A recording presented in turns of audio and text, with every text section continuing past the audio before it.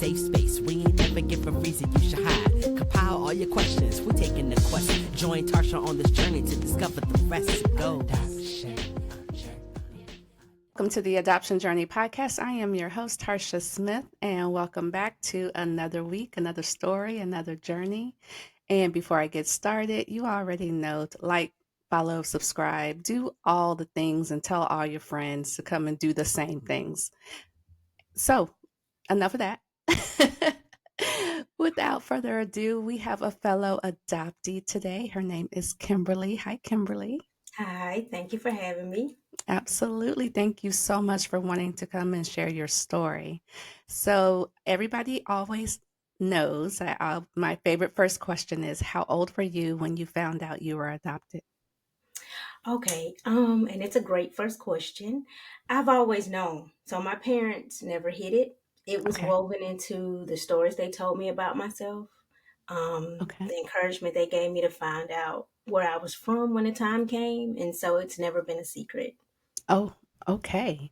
So, being that it was never a secret, if you don't mind me asking, roughly about how old are your parents? Um, Both of my adopted parents are deceased. Okay. But when I was adopted, my parents were older. My adopted mom was in her 40s, and my adopted father, I think, was in his late 40s, early 50s. Okay. I love that you were raised knowing it wasn't a secret, so you didn't have that burden to carry like some adoptees that find Yes. out when they're 53, because we've had that happen. Yes. I've seen stories. I have. Yeah. So, how did you feel about being adopted growing up? Was it something that you were excited about or ashamed of? Which one? So I was a mix. I was always a mix. On the one hand, because of how my family, my parents that adopted me, it wasn't a secret. My adopted mom, she told me all the tea she had that anybody had given her. Oh, we're And gonna so get into that. I was like thankful. So it wasn't a shame. But then on the flip side, being adopted, you'd get comments from extended family members, from people in the community. Like you could just, for me personally, um, I could feel a little shame. And it was just because I kept having reminders that I was an outsider, if that makes Oh, any sense. what kind of Just, comments were you getting? Do I you mean, when I would play with remember? my cousins when we were little, they'd just be like, "You're not a real member of the family." My mom said Oh, you were adopted. So when that came up, that would cause me to yeah. feel ways. But it wasn't coming from my parents that adopted me. It was Yeah, yeah, coming from yeah. like Outside gossip, people. community gossip. Yeah. Right. Did you tell your parents that that was happening? Or you No, just kind I of, did.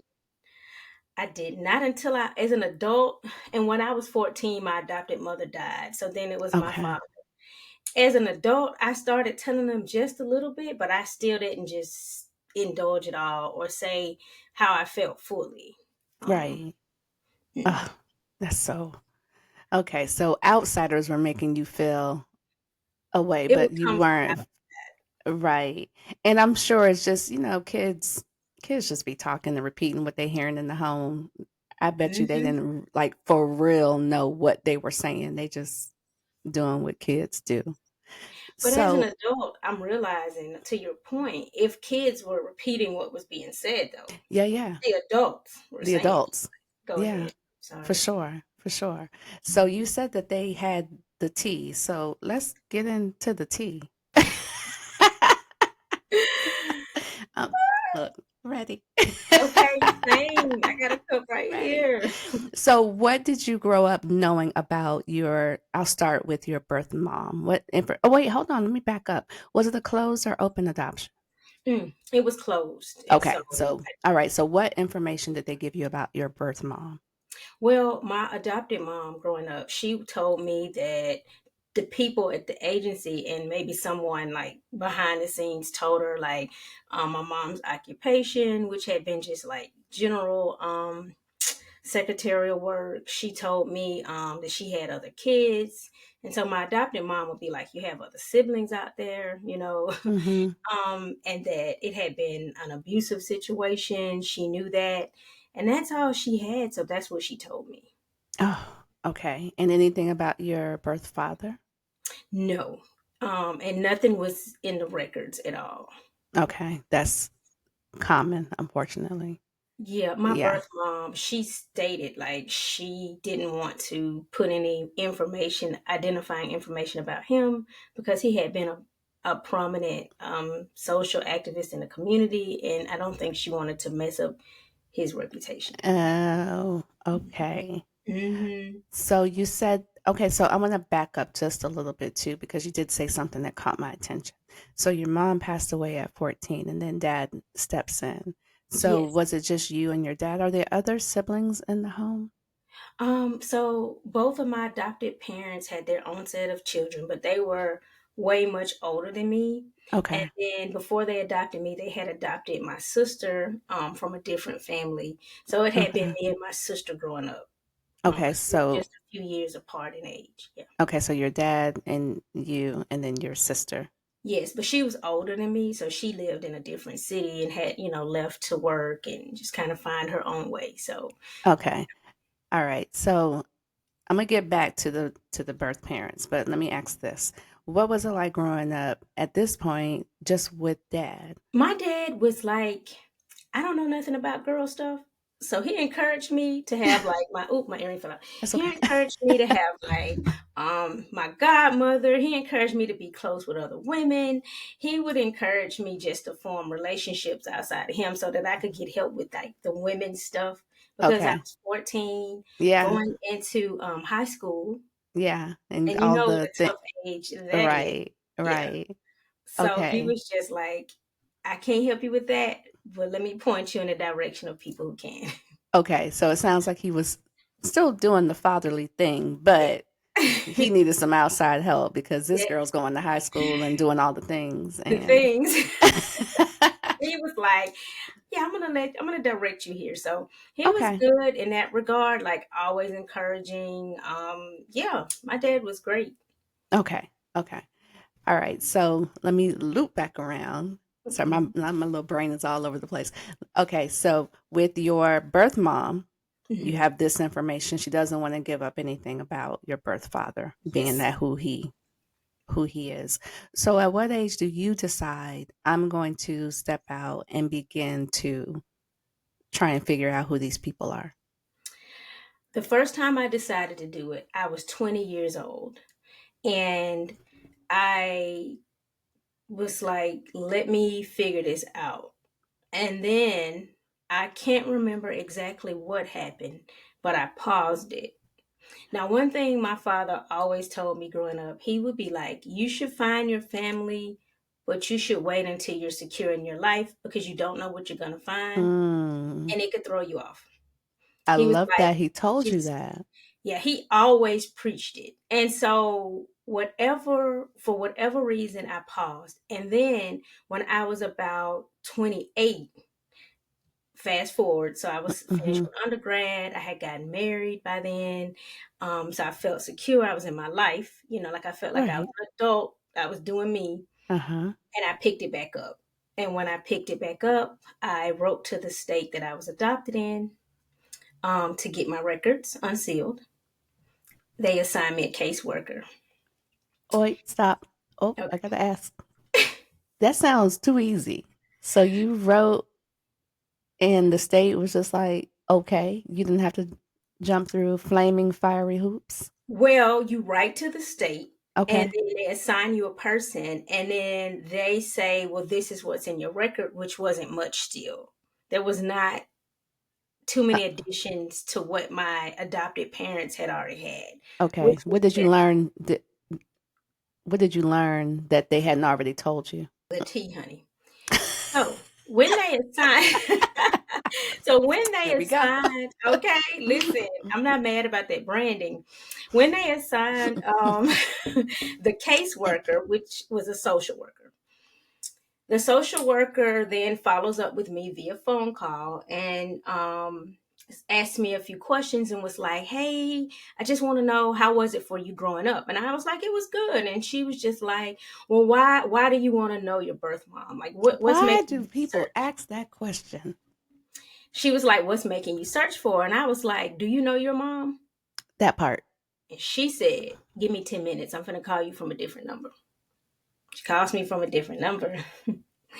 She does something she's not supposed to do. Yeah. And she says, you have all the information you need to find her. The information you have on your birth certificate is not a fake name. Because in my records, it had stated that my birth mother gave a fictitious name. She said, no, she didn't. You got what you need. Okay. Pause. Exactly. Pause. Hold I on. was shook. Pause. First question. Your birth name, was it changed or did they keep your name?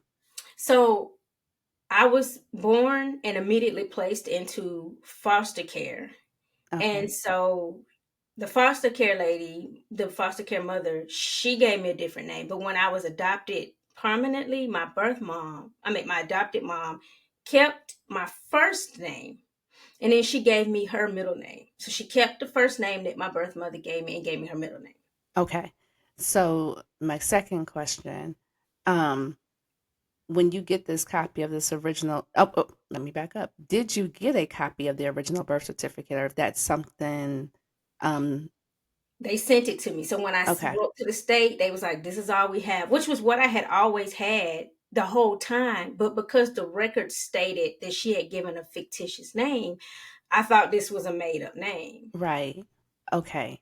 So now you're processing, oh my gosh, I've really had all this information all this time. Mm-hmm. Now what? Now I wait a whole year and a half because I'm shook. I am shooketh. Shook it. Shooketh. I was like, okay. So I wait, you fast forward about a year and a half, and I felt like it was time. And Okay, so what I pause. did, Pause, pause, pause. You're still married at this time, right? I'm still married. What kind of support is your husband giving you? Oh my God, tremendous support. He's like, when you're ready, whenever you're ready. So, there's Okay. no pressure. I sat with it. I sat with it for a long Is time. your father still alive when you found out this information? He was. And what did he say? I didn't tell him. I just sat Oh, with it. that's a lot to just. But it threw me. I was like, the heck do you mean? It threw So me. you went from wanting to find out and then you got shook when you found out, oh, I That I know could easily just that you could access just, this information. that's scary. And I was Yeah. like, this is going to shift something. And so I Okay. waited. All right. But I can't tell you now what made me wait. Shook. That, that part. I can understand on one hand you think I don't have the real information, Mm-hmm. and then to totally flip it and be like, "Oh, I really have the information." And I've had it And this whole it time. made you step back from I get it. I Yeah, because get it. this is Pandora's box. This is the Right. door. This is the thing, right? That you think you want. So let me make Until it sure. falls in your lap. Okay, so that year and a half and then you decide what's the first step you take. I was praying about it. I'm a believer, so I was praying, and I just took it. I took it straight to Google. I just Googled it. I was like, Google boom, is our I got her friend, name. isn't it? Okay. I was like, yes, I have this name. Google. Google and a background search. And I paid $30 for this. So Okay. like some background, you can just search. Mhm. Like it's so Mhm. scary. That's what I did.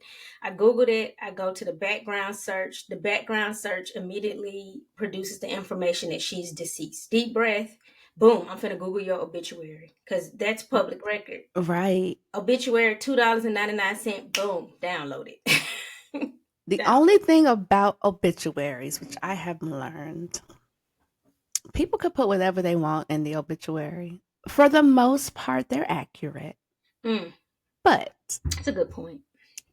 there could be a little here and there. But what did you learn? Well, what I did was pull names. Yeah, yeah.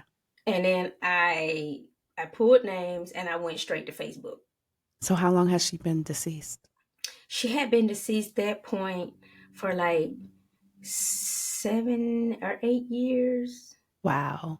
What's It had, interesting about that, right around the time that you initially thought about, if I'm doing my math right, because you said around 20 and then about 28 is when you, oh, but you slept on it for a whole year. So and I have, close to around the time that you first initially thought you might have wanted to do this. if I would have initially done it, I would have been able to meet it, but I don't think I was ready. 20, probably not. It's okay. Probably not. Probably not. Mm-mm. Mm-mm. Okay, so you go Googling these folks' names, and then what? I go to Facebook and I Yeah, pull yeah. up the people, and then I find who I think is one of my sisters, and she has a post of her little girl, and her little girl looked like I could have had her myself. It Wow. was so scary to Isn't me, that and I was isn't like, that something to see? for the first time, Yeah. especially when you've spent a lifetime without the reflection of somebody, Yeah, yeah. it's hard to explain to people No, that don't it, experience it. right, but I get it. Been there. Yeah. Mm-hmm. And then I reached out to who I think is my biological brother. I sent a friend request, and he immediately accepted it. And then I messaged him. What did you say? I was like, "Hey, I've been searching. I think we may be related. Blah blah blah." But he immediately accepted my Facebook request, but he didn't look at the message for a minute. He just accepted it, and that was that. Okay. So it took 3 weeks before he looked at the message. Okay. So 3 weeks, I'm just waiting. I'm praying. This was during like the church I attended at the time. They did Mm-hmm. 21 days of prayer. So for 3 weeks, I was just sitting with this, and I was just like, okay, I did the thing. I'm praying. I'm processing. I'm just, Yeah. you know. Then he reads the message and your And heart then falls to one the day, floor. yes, and then one day the message come was like, oh my God, we've been looking for you. I've been looking Okay, for hold on. I have you. to say this, and I say this every single time. And I have to say it. I'm going to continue to say it because there are a lot of people out there that are afraid to search Mm. because they think the rejection is waiting for them. You never know. Somebody might be looking for you. Somebody has not forgotten about you. Somebody might even know you exist. I just had to put that TSA, Mhm. Tarcia service announcement out there. Again, Somebody knows. somebody knows something. Yeah. Go ahead, Kim. It's a scary thing. And then he's like, this is what our mom told me to tell you on her deathbed. This is what she left. Yeah. Got a message waiting for you. Yeah, I'm about to tear up. Yeah. Me, I. Like she didn't forget about you. Just it came out, and he just it's long text message. Call me now, and I sat on the floor. I'm screaming. My husband's down. He's like, ah! He's crying. I'm crying. Wait. It's a message. And this is like when he finally sees your message, this is like the first conversation that you all are having. He's like long message back. Yeah. Call me. So I Well, sit there for like probably an hour before I okay, pick girl, I thought you was going to say another year and a half. I was getting ready to come through this computer, getting God ready to would reach. reach. So you call him, and then what is the He's message like, that was waiting for you? he was just like, mom just wanted you to know she didn't mean for it to happen, blah, blah, blah, blah. Just all the things. Oh, you can't go blah, blah, blah. We need to know what happened. If pretty you much don't mind telling that story. pretty much the background to my story about my mom, who had been in an abusive relationship, had Okay, so kept that part was true. that part was true. Okay. I had been a secret. She had 3 kids already. I was the Okay. fourth. Okay. I was a secret, and she was trying to handle it on her own. Mhm. But she had left an abusive relationship, had gotten into another abusive relationship, Mm. was living back at home. So she didn't have a good job. She didn't have good resources, and it was just a bad situation. And I don't think she even told I don't think she told my birth father at all. Because again, I think she was leaving that situation, Okay. and he was just like, she told me to tell you she was sorry. Do you feel in that moment when you hear those words? I felt relief. I Mm. felt, because you don't know what you're gonna find, Yeah, right? yeah. Am I intruding on something? I felt guilt that I didn't reach out sooner, so she could Mm. say it to me. I felt a lot of things, but I felt mostly relieved to know that I had been wanted. That's what I felt. Did you feel grief being that she was no longer here? Did you grieve that? I grieved it for a few years. It was like hard, right? Because Mm-hmm. I spent my whole life like, this is all I wanted was just to meet my birth mom, and I can't. And so it was Mm. hard to process. It was hard to process. Now, are you in the same state of your siblings are in? At the time, I was in the same state, Okay. and so it was easy to like go connect. Now I live in Maryland, but then I was in the same state. Okay. So, how long does it take you to go connect in person? Because I would have been there that day. I mean, I take my time. I'm like, oof. Um, We I'm move like, real different. I don't. I'm afraid of being overwhelmed, and not able to process. I'm positive So I would have been overwhelmed, but I still would have went.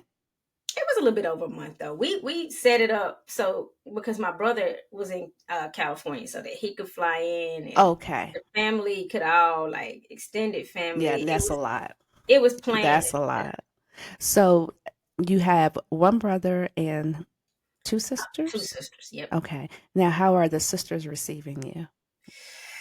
Yeah, we have a relationship. It's going good. It's family, you have to like figure out your place. This was like, it's been 10 years almost, I think. No, Okay. it's been over 10 years. So Okay. So everyone knew you existed, but just no one knew where you were. yes, And because of you how were adoption's set up, it's right. closed. And then I found out, I think from my brother, that my birth mom had reached out and someone told her like, you should just leave her alone. She probably has a good life and doesn't want to know you type Mm. crap that they say to people that they shouldn't say. Mm-hmm. So discouragement from that end. So do you look like your mother? I look like an identical replica of her. Wow. Just also hard. Yes, Oh, wow, too. wow. And so when you all finally get together, and I know that was overwhelming because I have been in those shoes. But Yeah, tell me about that day. What was that meeting like? um, I mean, I don't want to say the word overwhelming, but it was a bit Oh, overwhelming that's what it emotionally. was. Yeah. Um, and I met my birth mom, like two of her sisters. I met Okay. another one of her brother and extended cousins, and but initially, I just met my two sisters and my brother at a restaurant. We just, met to sit down and meet for the first time, and it was overwhelming. Yeah. It was hard. Yeah. It was just hard because you go from not knowing to like now you're in this spotlight, and you are the secret that came out or whatever. You are, Hmm. essentially, you know. Did you meet with any grandparents? No, Okay. they're deceased. Okay. Okay. Now I want to turn the corner. Birth father. I never solved it fully. Never. Mm-mm, I didn't. I got. You tell me the steps that you took to go looking. Oh, I didn't. I just talked to my Oh, you did siblings. not. One of my sisters and myself has the same father, and Oh, she set up a meeting for us to talk over the phone. We spoke briefly, but he never admitted it, and he didn't. You know, you you taking a DNA test, or do you? Maybe the question should be, do you want to take a DNA test? I haven't taken one, and I'm about 95% sure that's him, so I don't really want to take one. Why not? Well, he's deceased now. He died a few years ago. So I could take it with my sister, but just I don't know, he was never my focus. And It's sometimes I okay. wonder, is it because, and it may be because my father that raised me, my father to me. So I don't know. I just didn't feel it in. Mm, I just didn't. Yeah. that's interesting. What was that like for you when he passed away? Oh, I think I still may be like, it was hard, and it was 2020, Oh, and that's recent. fairly recent. So it was really hard, and I did end up telling him that I had reconnected with my birth family. Yeah, I was gonna loop back around. Be like, did you Yeah, ever tell? Okay.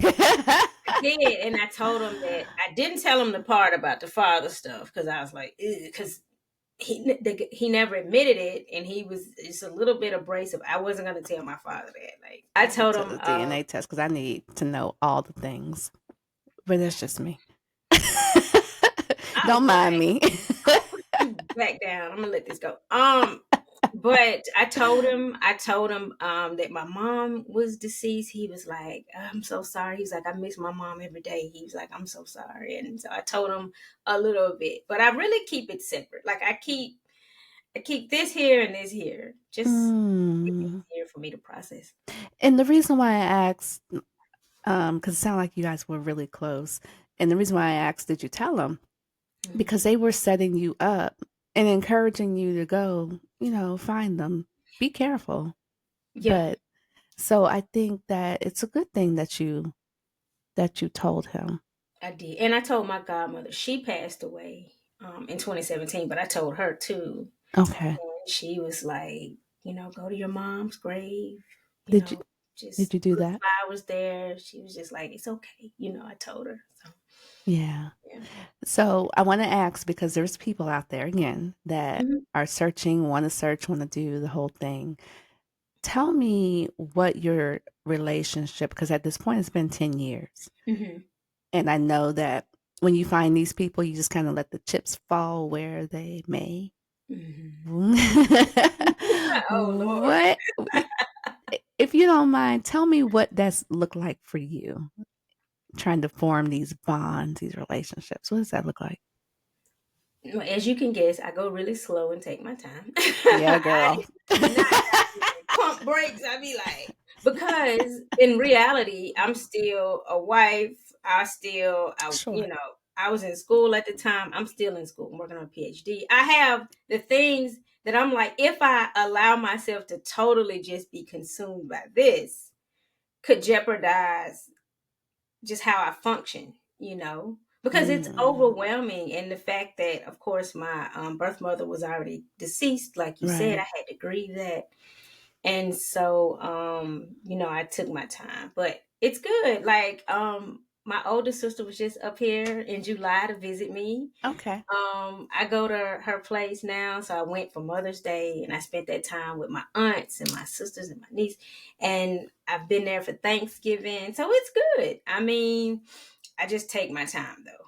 I Do definitely. you find yourself separating um mentally is what I mean, separating your adoptive family and your birth family? Like these are two Yes, different. on purpose. On purpose. Okay, why? Because it's so delicate to me. And I just feel like, I don't know how to say this, that it just belongs to me. So, like, I don't know. It's the perfect answer. It belongs to me. As an Yeah. adoptee, Yeah, so much yeah. didn't about your identity belong to you for a long time, and that's just how I treat it. I love that answer. I've never heard that answer, and that is the perfect answer. It belongs to me. Hmm. And it makes so much sense.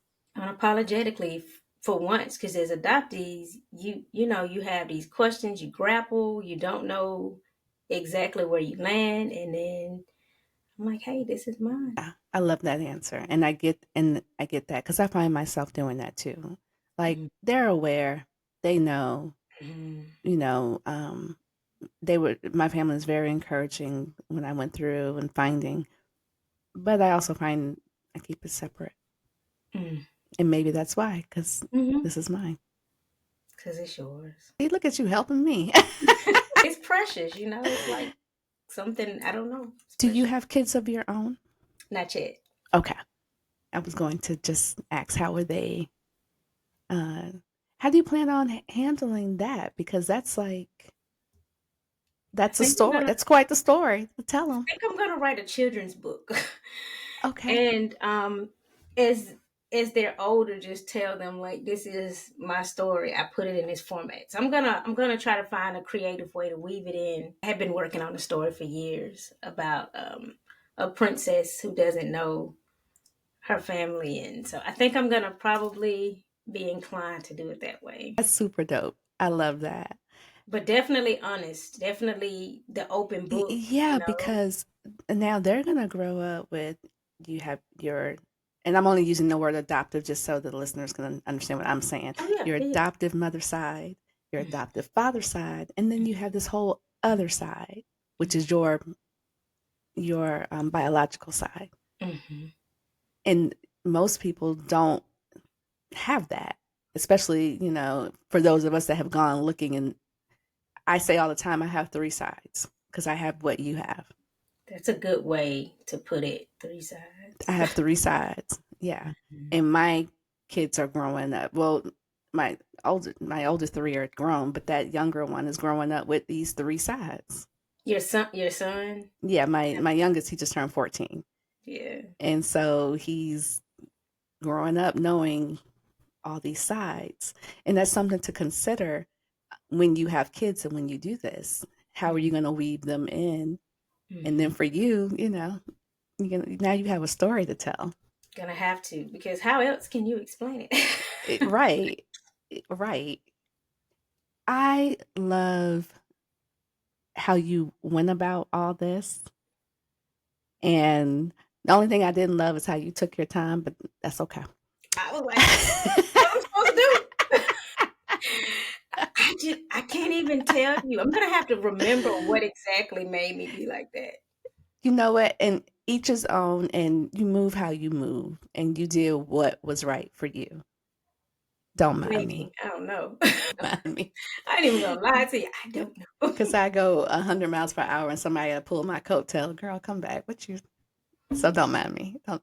So if you had to say anything, give any advice to any person, any adoptee, I should say, that is thinking about the search and reunion journey, what would you say to them? I would say first be a part of a community like the one you've created, other adoptee communities. I would say first be a part of communities where other people have experienced this.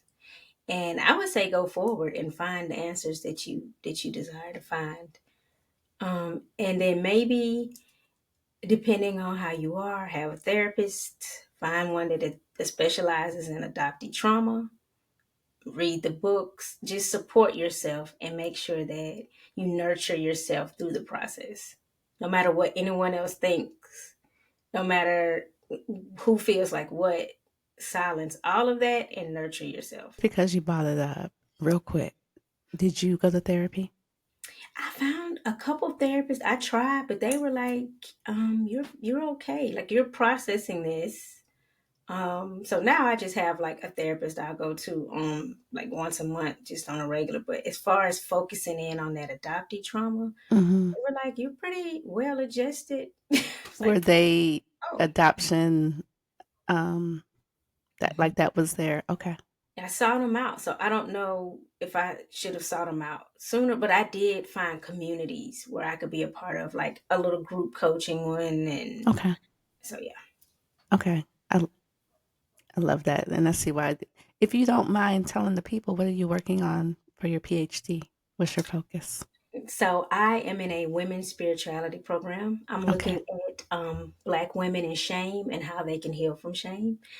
And I did write about being a Black adoptee for a bit as one of my angles. But so yeah, I'm looking at Black women healing from shame. So that means we have some phenomenal things that are going to be coming from you. Thank you. We I have to received keep that. I take it. absolutely. We have to keep. I got several of y'all. I have to keep my eyes on. I love it. I love it. Thank I you. want to thank you for coming and sharing your story with us.